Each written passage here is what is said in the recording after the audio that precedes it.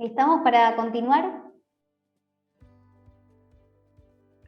Bueno, a ver, me gustaría esta partecita de la clase de hoy trabajar un poco con el inconsciente, cómo Freud lo venía pensando. Hasta ahora trabajamos la primera época de Freud, que lo pueden encontrar en todos los textos desde el 1900 al 1920. Del 1900 al 1920 trabaja la definición de inconsciente desde la primer tópica, ¿sí? Donde lo inconsciente era lo reprimido y lo insusceptible de conciencia. O sea, eso que no podía advenir a la conciencia porque había sido reprimido, y además se mantenía lo reprimido inconsciente gracias a la resistencia. Era esa segunda fuerza que mantenía la representación reprimida inconsciente. Fui dejando algunas cositas en el chat. Entonces, esta era la primera tópica, pero en 1920 Freud va a trabajar el texto Más allá del principio del placer. Este texto es maravilloso para pensar la compulsión de repetición. ¿Conocen este concepto? Lo vamos a trabajar en esta clase, ¿sí? Entonces, voy a comenzar a explicar. Todo esto lo pueden encontrar en el texto Más allá del principio de placer, que está subido al Classroom. Bueno, a ver, entonces, Freud venía pensando al aparato psíquico con un sistema percepción-conciencia. Sistema percepción-conciencia, que quería decir que había una membrana en el aparato psíquico que recibía permanentemente estímulos. Estos estímulos podían ser externos, percepciones, o estímulos internos, que eran las emociones, sentimientos. Entonces, es una membrana, el aparato psíquico, que recibe permanentemente estímulos externos e internos. Este sistema tiene una barrera de protección antiestímulo. Tiene una barrera de protección antiestímulo que lo que hace es filtrar cuáles son los estímulos que van a ingresar al aparato psíquico. ¿Qué es lo que quiero percibir? ¿Qué es lo que quiero que esté en mi conciencia? ¿Se acuerdan que habíamos hablado la clase pasada que el aparato psíquico era un conjunto de representaciones coherentes entre sí, porque teníamos principios morales y éticos? Entonces había una representación que se conectaba con otra. Representaciones, hechos, ideas, pensamientos. Había una representación que se conectaba con otra, eran todas coherentes a mis principios éticos y morales, para estar en sociedad. Y entonces, cuando venía un estímulo, una representación con mucha carga de afecto, mucha suma de excitación, esto generaba displacer para el aparato psíquico. ¿Sí? Habíamos hablado hasta la clase pasada, del 1900 a 1920, que el aparato psíquico se regía por el principio de placer, donde se evitaban los estímulos que tenían alta carga de afecto, mucha suma de excitación, porque esto provoca displacer. Entonces, hay una membrana en el sistema percepción-conciencia que tiene una barrera de protección antiestímulo que lo que permite es elegir, seleccionar qué tipo de estímulos y percepciones quiero que ingresen al aparato psíquico. Van a ingresar solamente aquellas representaciones que tengan baja carga de afecto, poca suma de excitación. Pero ¿qué pasa? Hay algunos estímulos que Freud decía que entraban igual al aparato psíquico, que perforaban de forma violenta, brusca, esta barrera de protección antiestímulo. Entonces, la barrera de protección antiestímulo, con ciertos estímulos, atraviesan, la perforan y atraviesan la barrera de protección antiestímulo e ingresan igual al aparato psíquico. Y entonces estos estímulos tienen mucha carga de excitación o monto de afecto y provocan displacer, pero como encima ingresaron al aparato psíquico de forma violenta, rompiendo la barrera de protección antiestímulo, no hubo apronte angustiado. No hubo apronte angustiado. ¿Qué es el apronte angustiado? Es lo que me permite defenderme, preparar el organismo ante un peligro. Cuando digo que hay apronte angustiado es porque hubo una barrera de protección antiestímulo que pudo seleccionar qué representaciones iban a ingresar al psiquismo y me pude preparar para que si algún estímulo tenía mucha carga de afecto, defenderme y no percibir eso. Pero ¿qué pasa con los estímulos que entran al psiquismo de forma violenta?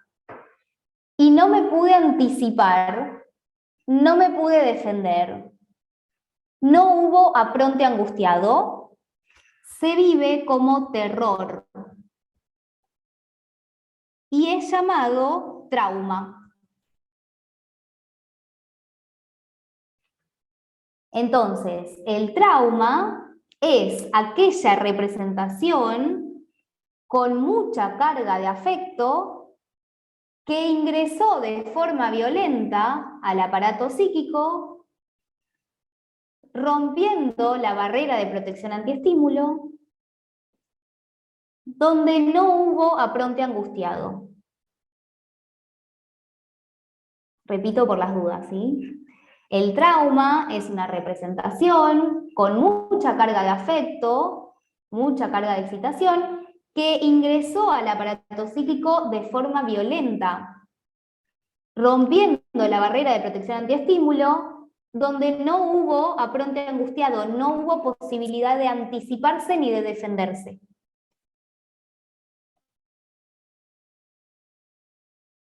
Esto se llama trauma y se vive como terror.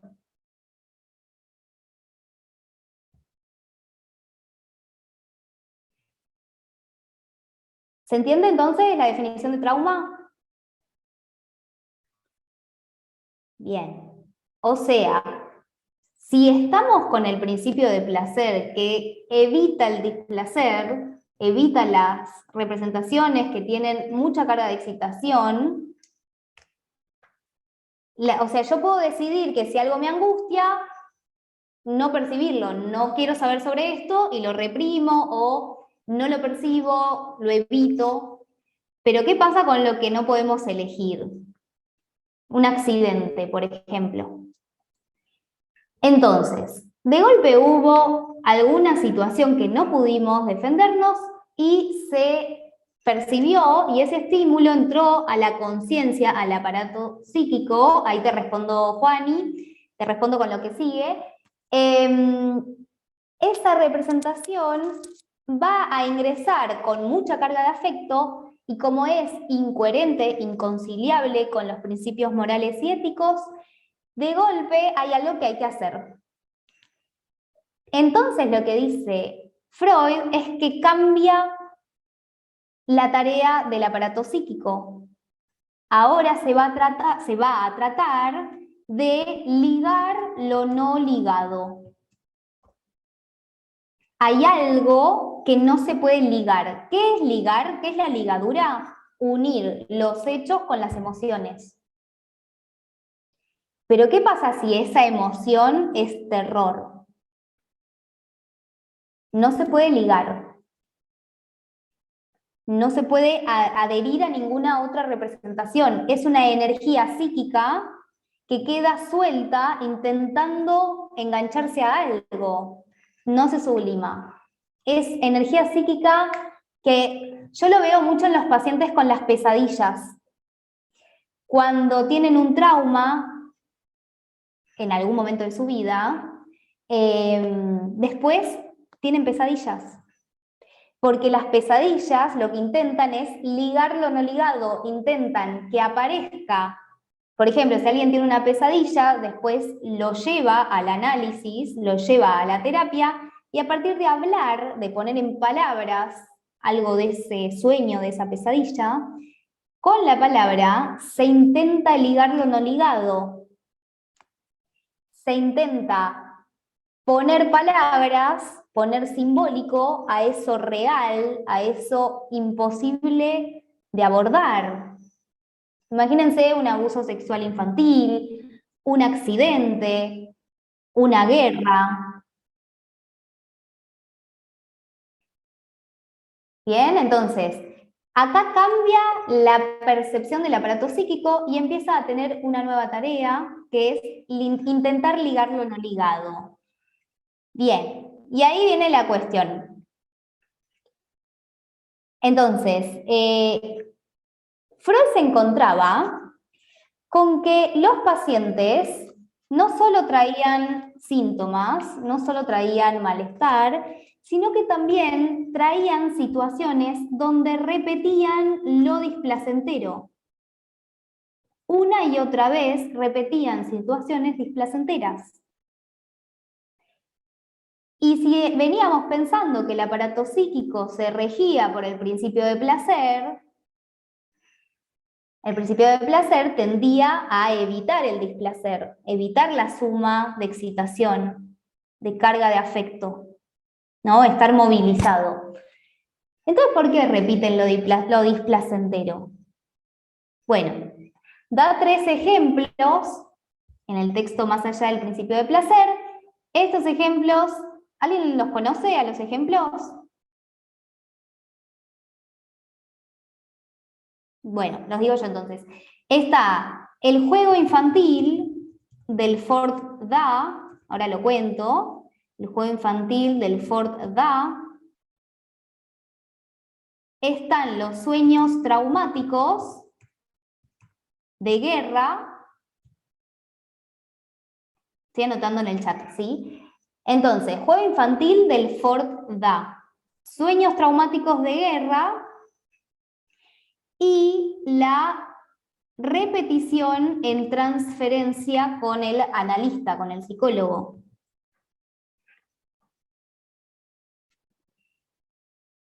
El juego infantil, los sueños traumáticos de guerra y la repetición en transferencia son 3 ejemplos donde Freud se encuentra con que los humanos repetimos situaciones displacenteras. La cosa es ¿por qué? Ahora lo vamos a trabajar.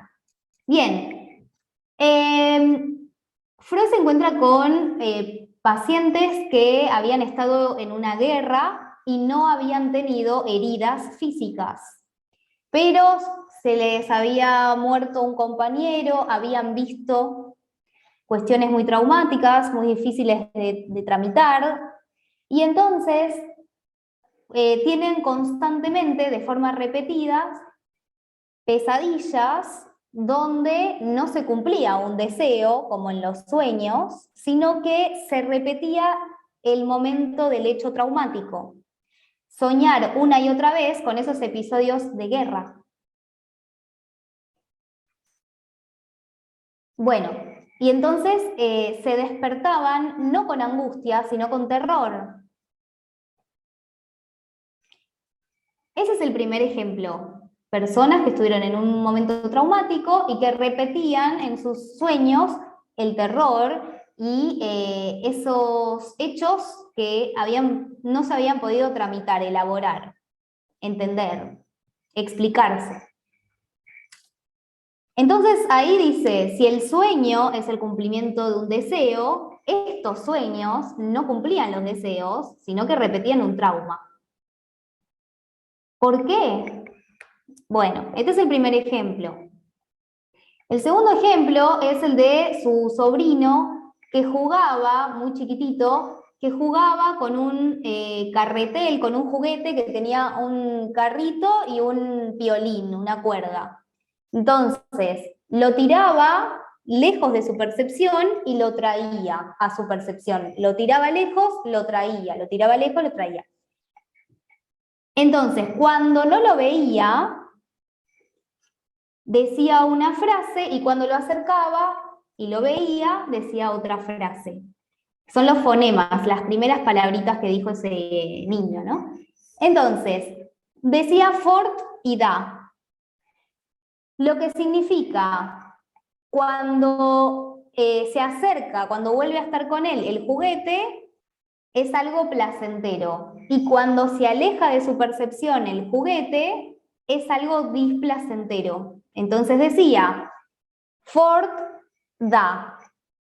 Y repetía más veces en el juego infantil, repetía más veces el momento donde era displacentero, el momento donde se alejaba de su percepción el juguete. Entonces, lo que explica con este ejemplo es que el niño estaba intentando tramitar, elaborar, entender, procesar las ausencias de la madre, que era lo que realmente le angustiaba. Repetía más veces con el juego simbólico, repetía más veces cuando ese juguete se perdía de la percepción, que en realidad lo que se perdía de su percepción era la madre. Pero ¿por qué repetía más veces la parte displacentera si supuestamente está el principio de placer? Este es el segundo ejemplo. Queda un tercer ejemplo, estoy poniendo suspenso. Bueno, el tercer ejemplo es la repetición en transferencia. Los pacientes asocian una escena con otra escena, repiten, recuerdan, y en ese recordar repiten, ¿sí? O sea, van asociando, recuerdan, recuerdan, recuerdan, y en un momento dejan de recordar y repiten. Cuando recuerdan, están hablando, y cuando repiten, están actuando. Cuando recuerdan, asocian un recuerdo con otro, y en un momento actúan. Les doy unos ejemplos. El paciente llega tarde, el paciente se ausenta, el paciente no paga, el paciente se enoja. Bueno, diferentes escenas donde muestran que hay algo que está actuando y no diciendo. Entonces Freud dice, hay un determinado momento en donde en vez de recordar, repiten, actúan. Y actúan algo, actúan de forma activa lo que vivieron en forma pasiva. Ahí les dejé en el chat. Actúan, repiten de forma activa lo que vivieron en forma pasiva. O sea que lo que repiten en transferencia con el analista, con el psicólogo, es algo displacentero. Es algo que tiene que ver no con las condiciones del analista, no si es bueno o malo, si lo escucha o no lo escucha el analista, sino que tiene que ver con algo infantil. Empieza a reaccionar con las reacciones infantiles, lo que hablábamos hace un ratito. reaccioné como tendría que haber reaccionado con mi papá, ¿no? Lo que hablábamos hace un rato. Entonces, le transfiere al analista, al psicólogo, algo de su pasado. Deja de recordar, de asociar, por ejemplo, venía hablando de lo que venía pasando con sus amistades, con sus parejas, y en un momento empezó a hablar del analista, ¿sí? O dejó de venir, algo se trabó. Bueno, esta transferencia negativa pone en juego la repetición, pero es una repetición de algo displacentero. Entonces, el juego infantil que repetía lo displacentero, las ausencias en la percepción del juguete y de la madre. Los sueños traumáticos, las pesadillas, que en vez de cumplir deseos, repetían lo traumático, lo difícil de entender, de explicar, el terror. Y la repetición en transferencia, donde se actúa algo que fue displacentero. Son 3 ejemplos para explicar que hay algo más que rige el aparato psíquico, algo más además del principio de placer. Porque si el principio de placer se trata de evitar lo displacentero, ¿por qué repetimos lo displacentero? ¿Por qué vamos a ver películas de terror al cine? ¿Sí? No sé ustedes, pero acá en Argentina es el boom ir a ver películas de terror. ¿Por qué sufrir? ¿No? No sé. Entonces, ¿por qué a la gente le gusta el morbo? Saber noticias, hay gente que ve programas de televisión y escucha una y otra vez informaciones del COVID y de la salud. Bueno, ¿por qué? ¿Por qué repetimos lo del placentero? Porque dice Freud que hay un proceso que se llama compulsión de repetición. La compulsión de repetición trata de ligar lo no ligado. A partir de la repetición estoy intentando procesar eso que me cuesta entender, eso que me cuesta incorporar porque va en contra de mis principios morales y éticos. A través de la repetición intento que algo sane, ¿no? Entonces, ¿por qué vamos a ver películas de terror? Porque en general hablamos y vemos cosas de las que no se puede hablar. Vemos o escuchamos noticias, el noticiero, porque estamos intentando ponerle palabras a la muerte, a la enfermedad, cosas que no se pueden elaborar tan fácilmente. No hay palabras para eso, que angustia. Entonces, a partir de repetir, trato de ligar lo no ligado. ¿Se entiende hasta ahí? Pregunten cualquier cosa. Esto se suma al principio de placer. Ahora, dice Freud, a partir de 1920, dice Freud que además del principio de placer, hay un más allá del principio del placer. Perdón que estoy en mayúscula, parece que estoy gritando, pero me quedó en mayúscula el teclado. Bueno, hay un más allá del principio de placer. O sea, hay un mecanismo que es más originario, que se trata de repetir lo displacentero. Bueno, me dijeron que hasta ahí van bien, porque me falta una partecita nueva y terminamos. Ok. ¿No hay preguntas? Bueno, avanzo entonces. Habíamos dicho que conceptualizaba al inconsciente desde la primer tópica, que lo inconsciente era lo reprimido. Ahora cambia la conceptualización del inconsciente a partir de 1920 y dice, va a trabajar el inconsciente estructural. Dice que no todo lo que es inconsciente es reprimido. Todo lo reprimido es inconsciente, pero no todo lo inconsciente es reprimido. Todo lo reprimido es inconsciente, pero hay algo inconsciente que nunca fue reprimido, que nunca estuvo en la conciencia. Hay algo que siempre fue inconsciente y nunca estuvo en mi conciencia. ¿Qué es? Se llama pulsión de muerte. ¿Conocen el término pulsión? La energía psíquica. Bueno, pulsión es la energía psíquica. Y está la pulsión de vida y la pulsión de muerte. La pulsión de vida tiene que ver con el yo que elige investir, poner atención, energía a objetos, personas, proyectos, intereses. Y la pulsión de muerte es destructiva.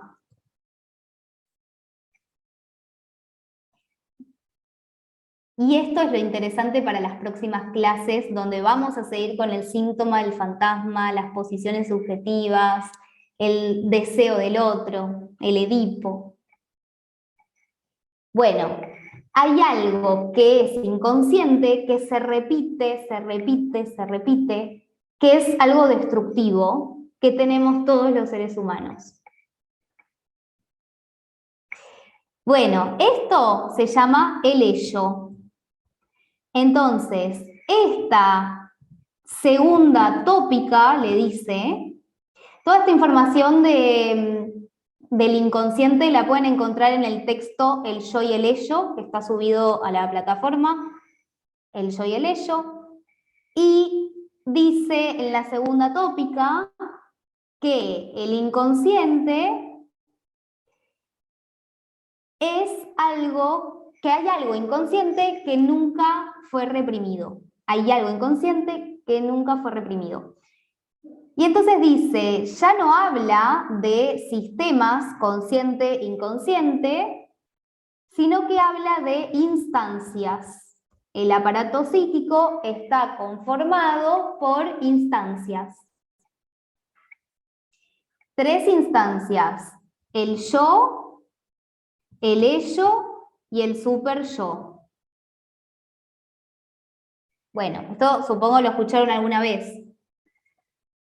Bien, yo, ello y superyo. Entonces, el yo estaría más ligado a la pulsión de vida, ¿sí? A poner energía psíquica en personas, viajes, proyectos, carrera, ejercicio, bueno, metas, lazo social. El ello es un deseo que sé que es destructivo. Por ejemplo, el incesto, la sexualidad incestuosa y la agresión. Agresión conmigo misma, agresión con los demás. Que eran las dos cosas, las dos prohibiciones, las dos cuestiones que tenía que reprimir. Pero ¿qué pasa? Hay algo que nunca estuvo en la conciencia y nunca se reprimió, que es esta pulsión de muerte en el ello. Hay algo que tiende a el sufrimiento. Como si fuera que todos tendríamos una tendencia masoquista. ¿Por qué repetiríamos tantas veces algo que sabemos que nos hace mal? Yo lo escucho un poco en mis pacientes, sé que me hace mal, pero necesito hacerlo. Sé que me hace mal, pero no lo puedo controlar. Por ejemplo, sé que me hace mal el consumo de sustancias, de drogas, pero no puedo parar. Es esta cuestión de no poder parar. Sé que no me sirve comprar tanta ropa, porque después le pierdo el sentido, es una satisfacción inmediata. Pero necesito comprar para tapar un vacío. Sé que me hace mal volver con mi ex, También me lo dicen. Con mi exnovio o novia, pero no puedo parar de volver con él, necesito volver con él. Esa cuestión de necesito. Esa cuestión de, ya sé que me hace mal, pero no lo puedo controlar. ¿Sí? Cualquier adicción, entre comillas. Puede ser adicción al trabajo, al amor, a las sustancias, al sexo, al internet, al celular, hoy en día con las redes sociales. La cuestión es que hay algo que sabemos que nos hace mal y no podemos controlar. ¿Me siguen hasta ahí?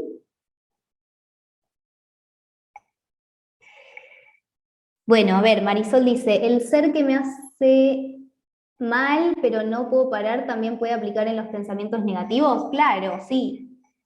Sé que son pensamientos destructivos, pero insisten.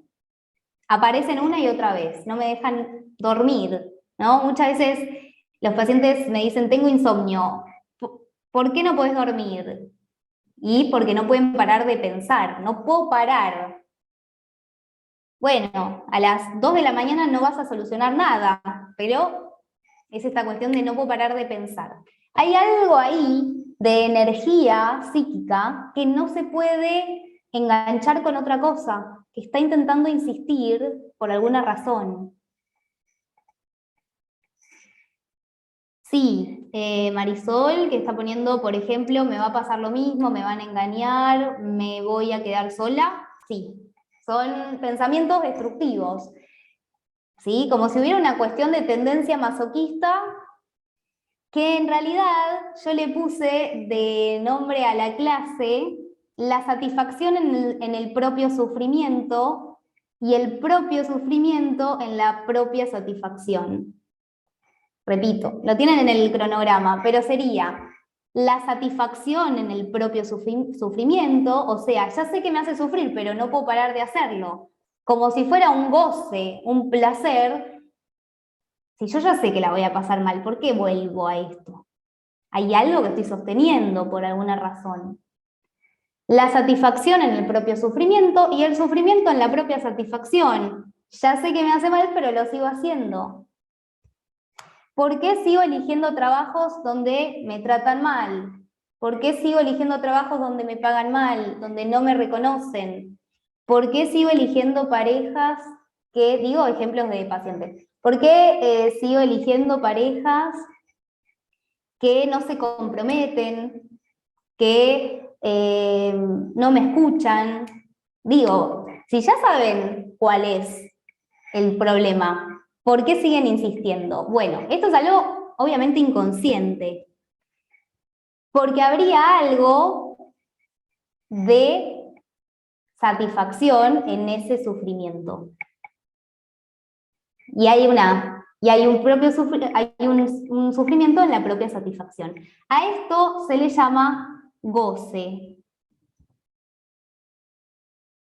que es como intentar volver a algo anterior, como volver a encontrarse con la frustración, como algo ahí que no se pudo ligar, que no se pudo tramitar. Hay algo de satisfacción en el propio sufrimiento. Bueno, sé que Marisol tenés una consulta, ahora te escucho. ¿Se entiende esto? De la compulsión de repetición, pregúntenme lo que necesiten acerca de esto, compulsión de repetición, más allá del principio de placer. Carla, lo que Freud dice, goce maldito, claro, el goce. Bueno, el goce es como el concepto más complejo en el psicoanálisis.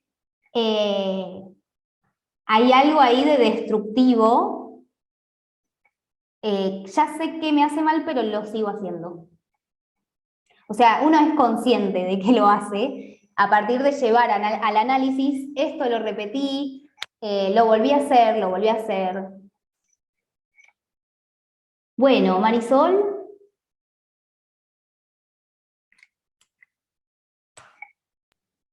Okay.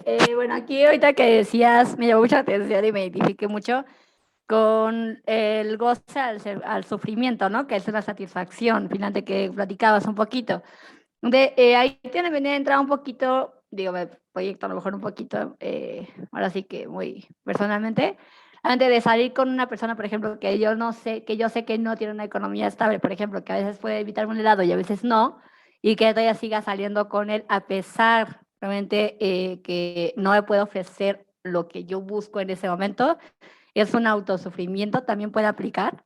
Bueno, lo platico porque Claro, antes estuve saliendo con un chico pensante que eso pasaba. Los dos sí. bebés como súper bien. Y la Si tercera vos, vez, si vos no le tengo ni das, un paralelado, ¿no? O yo así de, pero o sea, como que sí. me hizo, o sea, así que el sufrimiento realmente del goce, pero es inconsciente, ¿no? En este caso.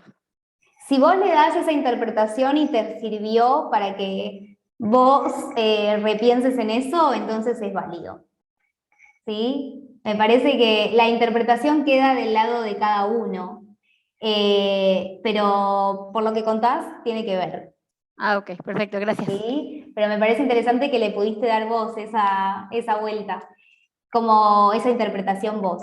Eh, sí, se trata de, bueno, ya sé que me hace mal, pero como si fuera una tentación, ¿no?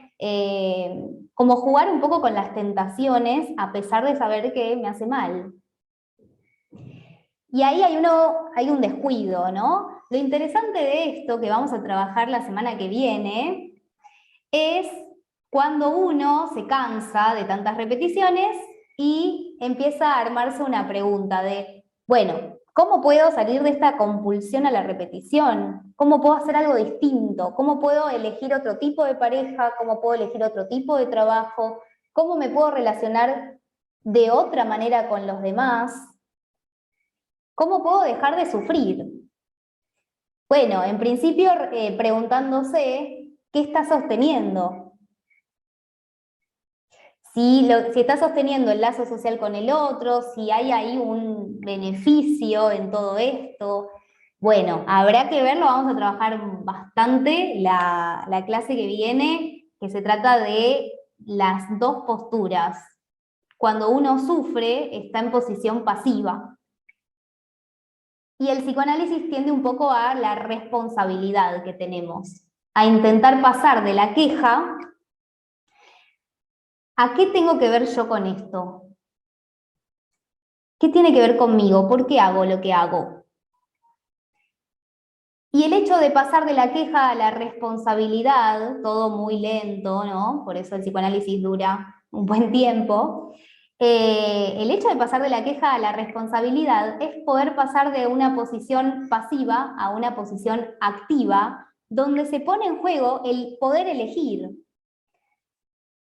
El hecho de seguir repitiendo algo que sé que me hace mal es una elección, porque yo podría tranquilamente intentar la próxima vez, intentar, porque no es fácil, intentar la próxima vez hacer algo distinto.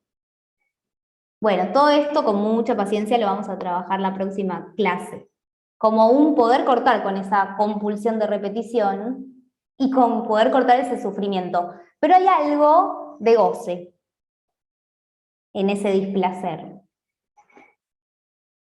Bueno, escucho preguntas, dudas, comentarios, opiniones.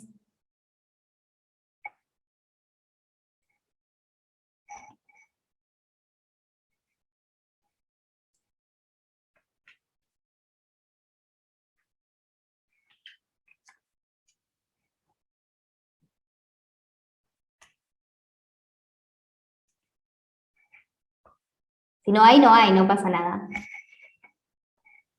Pero sé No, más bien, que fue mucha información. Sí, Enrique y después está Ángel. Sí, yo estaba pensando en los ejemplos de sociales, ¿no? Porque a veces, sí, a veces como sociedad, a veces vemos estas repeticiones, ¿no? De acumuladores, de reality shows, de gente que quiere bajar de peso, de gente que no se ha atendido con el doctor durante años y va al dentista, ¿no? Eh, Y estas repeticiones constantes, es como un perro que se corre, que sigue su propia cola, nunca la alcanza, pero lo repite una y otra vez. Así veo a la neurosis, ¿no? O sea, quiere volver a experimentar lo mismo, sabiendo, haciendo exactamente lo mismo. pero bueno, cada situación en contextos y situaciones diferentes. Pero Exactamente, sí. esa repetición se habla aquí, bueno, anoté 3, ¿no? La del sueño, la de la repetición de transferencia, y creo que me falta una más, ¿no? El juego infantil del El Fort juego. Da. Mm. Sí, en este caso, este evento traumático, ya sea un asalto, sea un abuso, sea algo más, tiene que ver con estos principios de moralidad. Bueno, es que yo no me lo esperaba, pero sucedió esto. Es pregunta, ¿no? El trauma, la naturaleza del trauma, ¿es moral? Es la pregunta. Gracias. Ok, bueno, sí, o sea, es lo que en realidad se le dice accidental porque tiene que ver con algo que no estaba esperado. Puede tener que ver con lo moral y lo ético, ¿sí? Pero puede ser cualquier cuestión también que se viva como peligro. Peligro existencial o peligro para el aparato psíquico que tiene que ver con esta cuestión de vivirlo como displacer, porque ese estímulo genera mucha tensión, ¿no? Como un incendio, un asalto, como vos decías, un abuso, algo que no se pudo defender, como que uno no pudo hacer nada. Escenas de violencia donde uno se quedó escuchando gritos y tenía ese terror de que no sabía lo que iba a pasar. Entonces, sí, tiene que ver con lo que se reprimió de la agresión y la sexualidad endogámica con la familia, tiene que ver con eso, pero también es peligro en relación al aparato psíquico, a lo que se vive como displacentero. No pude defenderme de esta situación, entonces esa energía queda suelta intentando abrocharse a algo, y eso se cura por la palabra. ¿Sí? Ángel, ¿cómo estás? No sé qué pregunta tenías pendiente. Hola, buenas noches. Mi pregunta sería, en 3 casos hipotéticos, si podemos incrustarlos dentro de la definición de neurosis o de personas neuróticas. En una primera suposición, el individuo que es violado en su infancia por un familiar y después tiene una repetición de permitir, ya no que se le viola probablemente sexualmente, pero sí que se le maltrate de manera psicológica, a través de la palabra, a través de te quito, no te doy, te voy a dosificar el amor, y así sucesivamente esta persona lo permite. Podríamos decir, ¿esta persona cabe dentro de la situación de la neurosis? No toda violación, no todo hecho traumático de esa índole es neurótico. Habría que ver un poco la constitución subjetiva de estos primeros tiempos de la relación con el otro.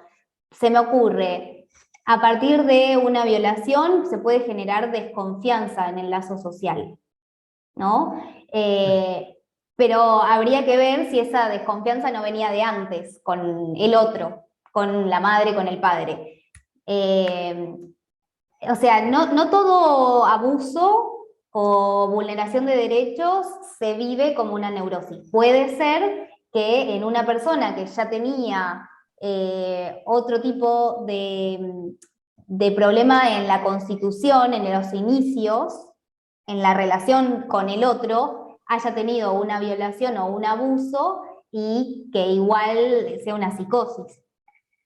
Ok. Y ¿Sí? si programa Sí, similar, decime. igual, ahorita quiero hablar de esta situación porque Bueno, actualmente estoy trabajando con varios pacientes que ocurrentemente todos al mismo tiempo vienen a buscar la terapia y son casos que todos tienen que ver con violación infantil. Entonces, sí me gustaría que sobre todo ver tu opinión profesional acerca de si caben dentro de la situación de la neurosis, que es lo que estamos haciendo en este curso. Ahora, el paciente que sufre una violación por parte de una figura de orden religioso, es decir, una figura, un padre de la religión católica, viola a un pequeño, este pequeño lo calla, crece, empieza a prostituirse, se vuelve drogadicto, a continuación se refugia dentro de la teología, se vuelve teólogo, se vuelve un gran teólogo, y se casa y pone una empresa, es una persona súper exitosa, pero ahora viene y dice, creo que no me hace falta nada, creo que ya perdoné todo lo que me ocurrió, pero no puedo dejar, él tiene 2 familias, entonces dice, yo amo a mis 2 familias que yo tengo, y en este momento de mi vida, creo que vivo reprimido, que lo que más cree esta persona y siente esta persona que hace mal en su vida es hacer un pecado, él dice, estoy engañando a mis 2 familias, entonces soy un pecador. Todo lo demás no me interesa, te lo tenía que platicar porque estamos en terapia, pero eso yo ya lo superé. Entonces ahora solo dime el por qué no puedo dejar de ser pecador. Desde tu perspectiva profesional, ¿en dónde incrustarías esta situación? Bueno, a ver, un montón de cosas este caso. Sí, En principio, yo no solo me quedaría con la violación que vos contás por este padre, sino escucharía qué lugar tuvo eso en su historia, qué interpretación hizo de ese hecho. ¿Qué es cómo es la frase que te dice, yo soy un pecador? sí, sí, me Bueno, dice, no me gusta esa situación de vivir en pecado. Bueno, habría que abrir ahí. ¿Qué es un pecado para él? ¿Por qué se siente un pecador? ¿Desde cuándo se siente un pecador? Romper un poco esa frase, como hay un sentido coagulado, un sentido ahí que se lo está dando él y de dónde viene ese sentido. ¿Se lo dijo a alguien? ¿Lo sintió él? ¿Desde cuándo? ¿A qué le hace acordar? ¿Con qué asocia? O sea, empezaría como a escuchar más allá de los hechos así aislados, porque una situación de vulneración de derechos depende del caso por caso. ¿Me entendés? Como habría que pensar como algo más de su historia y escuchar un poco qué es lo que a él le hace ruido de todo esto. Si pasa por el pecador, por ser un pecador, bueno, abrir un poco más esta frase. ¿Desde cuándo? ¿Esto lo pensás vos? ¿Te lo dijeron? Porque capaz es algo que se lo dijeron y que quedó Y ahí, identificado. el asunto es que él está tan metido que, o sea, es parte de la situación religiosa activa. O sea, él da conferencias de teología a padres. O sea, él va a congregaciones a adiestrar a los padres acerca de la teología. Entonces, Sí. él es, digámoslo así, pues es un profesional de la materia. Entonces, él tiene bases, vamos a decirlo así, científicas del por qué cree que él es un pecador. Claro. Bueno, habría Ujú. que ver qué hay detrás de él dar estas conferencias a estas personas, qué es lo que quiere transmitir. Eh, Me parece un caso muy interesante para también pensar qué lugar tiene el discurso religioso en él. Pero bueno, habría que ver, más allá de lo que él cuenta como hechos aislados, qué es lo que hay en su lógica de cuál es su síntoma, ¿no? Él te está diciendo, me siento un pecador, pero a la vez es él el que habla en estas conferencias porque tiene algo para enseñar, para transmitir. ¿Me entendés? Como escucharía más y empezaría a abrir todas estas frases que trae resueltas. Ok, bueno, ¿Sí? muy bien. Perfecto, Bueno, bueno, muchas gracias. no hay por qué. Después cualquier cosa lo seguimos pensando. Perfecto. Pero digo como que no hay que pensar capaz desde lo que yo escucho, no todo hecho define una estructura. Me parece que le puede pasar el mismo accidente a 10 personas distintas y en todas va a tener un lugar diferente.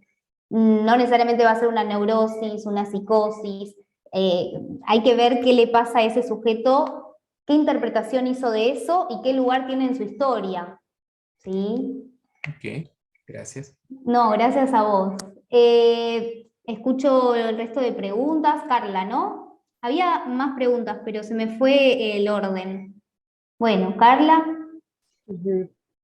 Bueno, tenía una pregunta, pero antes de hacerla, ¿no? Nada más como, yo pensaba que antes de poner a alguien dentro de la estructura de neurosis había que preguntar si es, ajá, como dices, tal vez no es dentro de la neurosis, sino pues puede ser algo predípico, ¿no? O sea, como pues una personalidad narcisista tal vez, o sea, estoy poniendo un ejemplo, no estoy diciendo que sea ese caso, ¿no?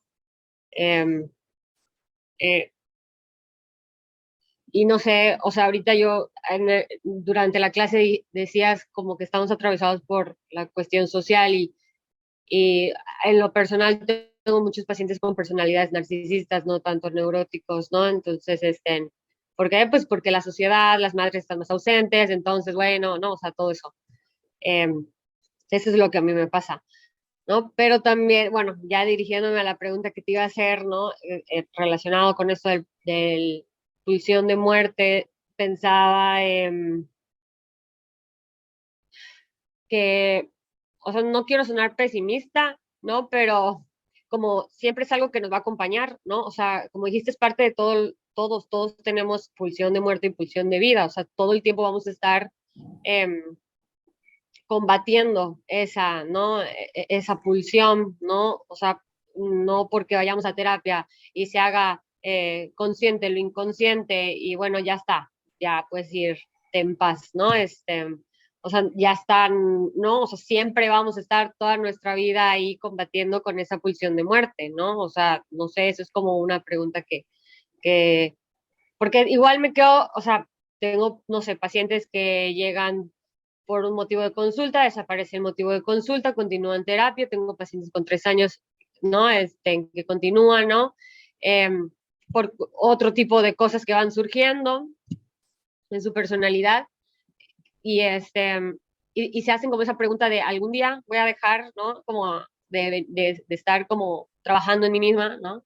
Y bueno, no sé, creo que va ligado a esto, ¿no? Que te pregunto qué opinas. Sí, bueno, a ver, ahí se me corrió la cámara, ahí está. Bueno, a ver, sí, por eso digo, Freud cambió la dirección de la cura, Lacan la repiensa la dirección de la cura. No se trata solo de hacer consciente lo inconsciente, porque además por algo está reprimida esa información. Imagínense que si yo acompaño a un paciente a que haga consciente lo inconsciente, va a durar un montón de tiempo con displacer, con angustia, ¿sí? Entonces, se va a tener que acompañar en ese momento a que todo eso que estuvo reprimido porque era insoportable, que cuando vuelva a la conciencia pueda ser de a poco, en los tiempos del paciente, cuando el paciente esté dispuesto a encontrarse con eso.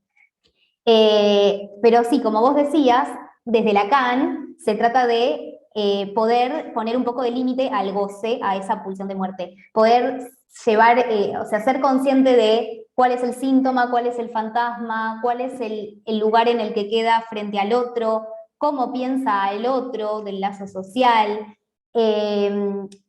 o sea, cuánto le afecta la mirada del otro, cuánto le afecta la aprobación del otro, qué goce, cuál es su goce, qué es lo que sostiene a pesar de su sufrimiento. por qué lo sostiene. Entonces la idea es acompañar en la dirección de la cura a que el paciente pase de la queja a la responsabilidad, a la implicación, a decir, bueno, yo inconscientemente hago esto una y otra vez porque no me puedo encontrar con tal cosa, no puedo amigarme con perder tal cosa, no puedo, como que amigarse con la castración, con que todo no se puede tener, querer, desear. Asumir la falta, perdón que te interrumpa. Eso. Ok. Sí, amigarse con lo imposible, se dice. Pero sí, se trata de poner el goce en juego. Obviamente todo esto muy delicado, ¿sí? Yo no le voy a decir a un paciente, vos gozás de tal cosa así. Como que esa es una interpretación que hace siempre el paciente a partir de las indicaciones del diálogo con el psicólogo. Bueno, hay bastantes preguntas interesantes. No sé, Rocío, Ingrid, díganme ustedes hasta cuándo. Yo me apasiona, entonces puedo seguir un montón. Ustedes avísenme hasta qué momento. Sí, Bueno, pues son las 6:12.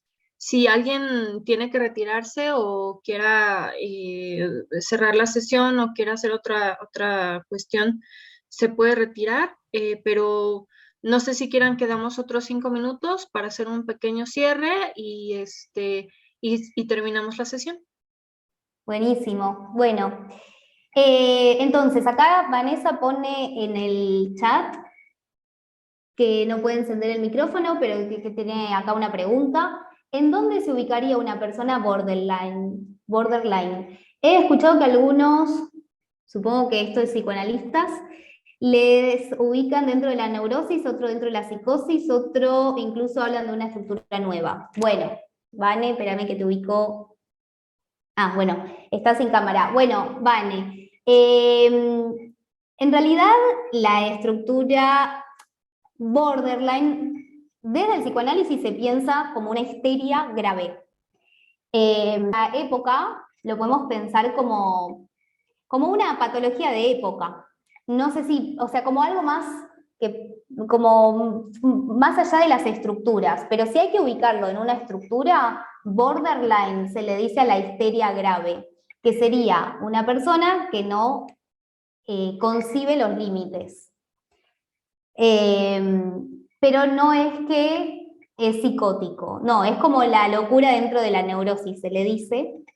Yo tengo un caso que desde la psiquiatría se lo piensa como trastorno límite de la personalidad, no sé si han escuchado este diagnóstico, trastorno límite de la personalidad, pero básicamente es esto de los excesos, de a todo o nada, el otro me ama, el otro me odia, como una posición de resto frente al otro, como una cuestión de identificarse a lo que no sirve, como a, ¿vieron los restos de basura? Como a eso, como a identificarse a una posición subjetiva de merezco lo peor. Y el borderline es todo como todos los excesos, se pasa, transgrede el límite y juega con la vida y la muerte, las autolesiones, yo tenía una paciente que la atendí como 4 años y que pudo encontrar cierta medida a todos estos excesos. Ella era era la hermana de una persona que falleció y los padres le dijeron que la tuvieron para sanar el dolor que tuvieron por la pérdida de ese otro hijo. A este otro hijo lo habían desconectado por una enfermedad, lo habían operado un montón de veces y lo desconectaron, y eso en Argentina es ilegal. Y entonces los padres le habían dicho a esta chica que ella venía a ocupar el lugar de ese otro hijo. Entonces ella quedaba identificada en el discurso del otro, identificada a lo siniestro, a una persona que estuvo enferma, que se murió, o sea, identificada a un lugar de algo que no estuvo bien, de un secreto familiar. y entonces los padres le dicen que ella se mate, que ella no tenía, que a ella nunca la iban a querer como a este otro hijo. Y ella dice que ella tenía que estar enferma para que el otro la ame. Entonces busca todo el tiempo hacerse mal para tener la atención de su madre. ¿Sí? Entonces se corta, se quema, se expone, ¿sí? Bueno, es una histeria grave, pero no se piensa tanto como neurosis o psicosis, sí, en el psicoanálisis se lo piensa como histeria grave, así como al borde de límites. Bueno, y Adri decía, ¿será contemplar sus resistencias en el proceso? Contame, Adri, a ver. Adri, bueno, cuando quieras, contame a qué te referís. Bueno, no, me refería al comentario que estaba haciendo Carla sobre el narcisismo y también al comentario de Ángel. O sea que el proceso, pues realmente no podemos dar un tiempo límite al psicoanálisis o más bien a la terapia, ya que pues también es contemplar las resistencias que se tenga el paciente en ese proceso. Claro. Era solamente ese mi comentario. Bueno, en relación al tiempo de cuánto dura el psicoanálisis, les dejo 2 textos. Uno se llama Análisis terminable e interminable, de Freud.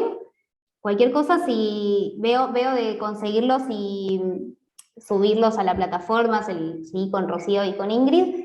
Análisis terminable e interminable y sobre iniciación al tratamiento.